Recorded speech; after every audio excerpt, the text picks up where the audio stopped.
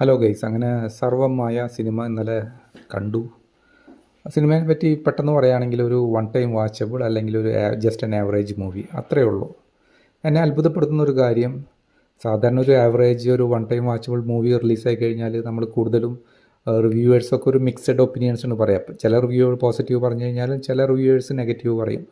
അങ്ങനെ മിക്സഡ് റിവ്യൂസാണ് കൂടുതലും കേൾക്കാറ്. പക്ഷേ എന്തുകൊണ്ടോ ഈ സിനിമയെ 100% റിവ്യൂവേഴ്സും എല്ലാവരും വളരെ പോസിറ്റീവ് അഭിപ്രായങ്ങളാണ് പറയുന്നത്. അതെന്തുകൊണ്ടാണെന്ന് എനിക്ക് മനസ്സിലായില്ല.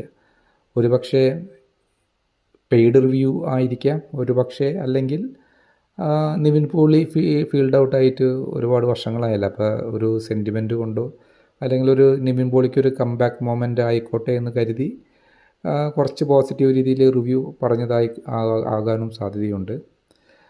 പടം എന്ന് പറഞ്ഞു കഴിഞ്ഞാൽ ഒരു ഫീൽ ഗുഡ് മൂവിയാണ്. പക്ഷേ ഒരു ഹൊറർ കോമഡി ഒന്നും ഒരിക്കലും ഞാൻ പറയില്ല. പക്ഷേ ഒരു ഹൊറർ കോമഡി ജോണറിൽ ഇവർ പടം കൊണ്ടുപോയിരുന്നെങ്കിൽ നല്ല മൂവി ആകുമായിരുന്നു. അതിനുള്ള സ്കോപ്പ് ഈ പ്ലോട്ടിലുണ്ട്. ഈ പ്ലോട്ട് ഇതിനു മുമ്പ് 1-2 സിനിമകളിൽ മലയാളത്തിൽ തന്നെ ഇറങ്ങിയിട്ടുണ്ടെങ്കിലും ഇതിൽ നല്ല രീതിയിൽ ചെയ്യാമായിരുന്നെങ്കിൽ നല്ല ഹൊറർ എലമെൻസും നല്ല കോമഡി എലമെൻസിനുള്ള ഒരു ചാൻസ് ഇതിലുണ്ടായിരുന്നു. പക്ഷെ അവരത് ശരിക്കും യൂട്ടിലൈസ് ചെയ്തില്ല. ഇവർ കൂടുതലും ഫോക്കസ് ചെയ്തത് ഒരു ഫീൽ ഗുഡ് ആ രീതിയിലേക്ക് പോകാനായിരുന്നു. ഇമോഷൻസൊക്കെ അങ്ങനെ ആ രീതിയിൽ പോകാനാണ്.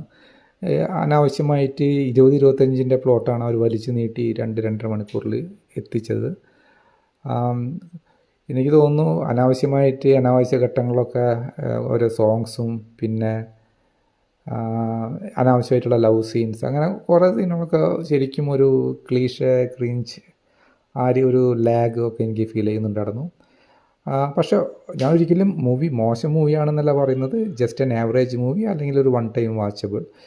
പക്ഷേ ഈ ഒരു അവധിക്കാലത്ത് നിങ്ങൾക്ക് ഫാമിലി ആയിട്ട് തിയേറ്ററിൽ പോയി കാണാൻ പറ്റിയ ഒരേ ഒരു മൂവി ഇത് മാത്രമേ ഉള്ളൂ.